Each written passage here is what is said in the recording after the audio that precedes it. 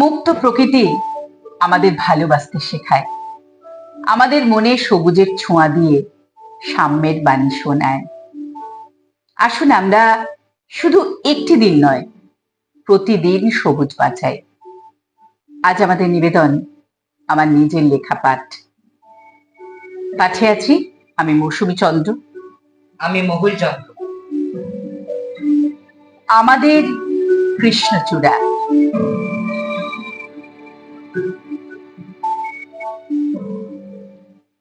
আমরা ছোট থেকে প্রকৃতির সবুজের মধ্যেই বড় হয়েছি। সবুজ প্রকৃতি আমাদের মন প্রাণ ভরিয়ে দিত। এই কৃষ্ণচূড়া গাছের পাশেই আমার কবর। আমি মমতাজ। ভালোবেসেছিলাম এক হিন্দুকে, ওর নাম ছিল সাম্য। সেই ছোট্টবেলা একসঙ্গে স্কুলে জীবন শুরু হয় আমাদের। একসাথে ওঠা বসা, প্রাণের বন্ধুত্ব থেকে প্রেম, আর আমাদের দুজনের ঘর বাঁধতে চাওয়া। বসন্তের শুরুতে আমরা এসে বসতাম এই কৃষ্ণচূড়ার নিচে। কত গল্প গানে ভেসে যেতাম ছোট্টটি থেকে। কৃষ্ণচূড়া লালে লাল ফুলে আমাদের ভরিয়ে দিত।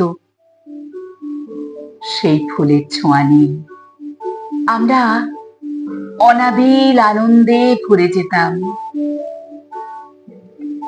আহাজি বসন্তে এত ফুল ফুটে, এত বাঁশি বাজে, এত পাখি গায়। আজি বসন্তে সুখের হৃদয় কুসুম মর কারণালরে আজি ঝরে যায়। কেন কাছে আসো, কেন নিচে হাসো, কাছে যে আসিত সে তো আসিতে না যায়। আজি বসন্তে। আমরা বড় হতে লাগলাম, একে অপরকে সব সময় প্রাণের সঙ্গী করে রাখতে চাইতাম। কিন্তু আমাদের বাড়িতে এই নিয়ে শুরু হলো তীব্র অশান্তি, মারামারি। আমাদের পাশাপাশি দুটি গ্রাম এক নদীর জল খেত, একই বাতাসের ছোঁয়া পেত, একই ফুল ফলে ভরে থাকতো, যেন একই বৃন্তে দুইটি কুসুমের মতো। কিন্তু আমাদের এই পবিত্র ভালোবাসাকে কেন্দ্র করেই যেন একটি গ্রাম আরেকটি গ্রামের মারদাঙ্গা বাঁধল। সবুজে ভরা আমাদের দুই শান্তির গ্রাম আমাদের মিলিত হতে দিল না।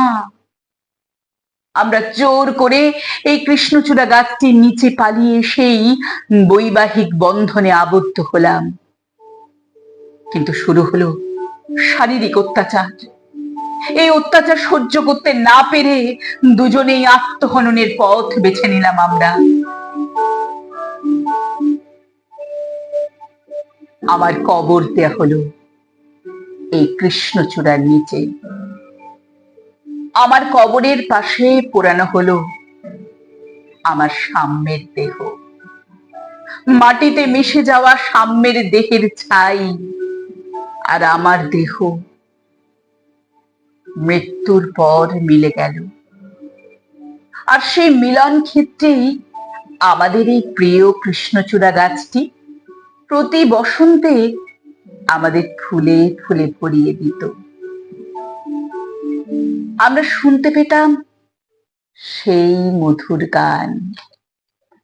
আজি বসন্তে এত ফুল ফুলে, এত বাঁশি বাজে, এত পাখি গায় আজি এই বসন্তে।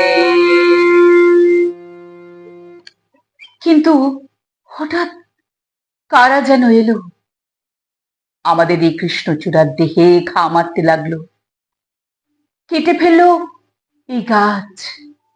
সার সার সব মিষ্টি সুন্দর গাছগুলো কেটে এখানে দেওয়া হলো বড় পাঁচিল। তারপরে তৈরি হবে বহুতল বাড়ি।